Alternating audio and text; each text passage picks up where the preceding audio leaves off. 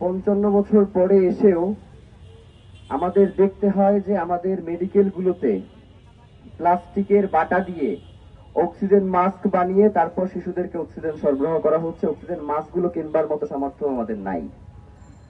গত আমাদের রাজনৈতিক দলগুলো এই স্বাস্থ্য খাতটাকে পুরোপুরি ধ্বংস করে দিয়েছে।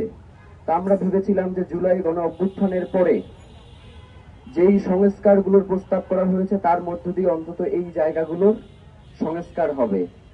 কিন্তু সংসদে বসে আমরা শুনতে পাই যে তারা শুধুমাত্র এই সংস্কারের দাবিগুলো মেনে নিয়েছিল যাতে ইলেকশনটা হয়, নয়তো তারা এই দাবিগুলো মানত না।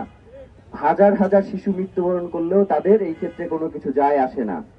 প্রিয় ভাইয়েরা, বাংলাদেশের সরকারি দল, বিরোধী দল যারা আছেন তাদের স্ত্রীরা শুনি নাকি ডাক্তার। তো তারা যদি এই মৃত্যু, এই চিকিৎসা অবহেলা, এই জিনিসগুলো বুঝতে না পারে তাহলে আসলে কারা এইগুলো বুঝবে? তারা কেন বুঝতে পারে না জানেন? কারণ তাদের সন্তানরা তো বাংলাদেশে চিকিৎসা গ্রহণ করে না।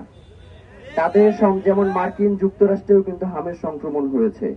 2024 থেকেই মূলত হামের প্রাদুর্ভাবটা বেড়েছে। তো মার্কিন যুক্তরাষ্ট্রে এখন পর্যন্ত 1000-এর অধিক যারা হামে সংক্রমিত হয়েছে, এর মধ্যে একজনও মারা যায় নাই। তাদের মৃত্যুর হার 0।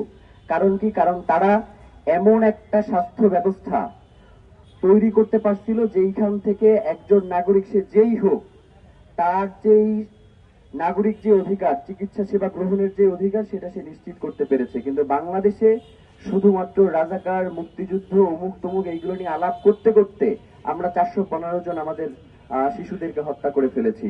এই প্রত্যেক শিশুর হত্যার এই দায়ভার এই রাষ্ট্রকে গ্রহণ করতে হবে। এই সরকারে যারা রয়েছে তাদেরকে দায়ভার গ্রহণ করতে হবে। পারস্পরিক কাদাছুরির মধ্য দিয়ে কোনোভাবেই এইখান থেকে এড়ানোর কোনো সুযোগ নাই।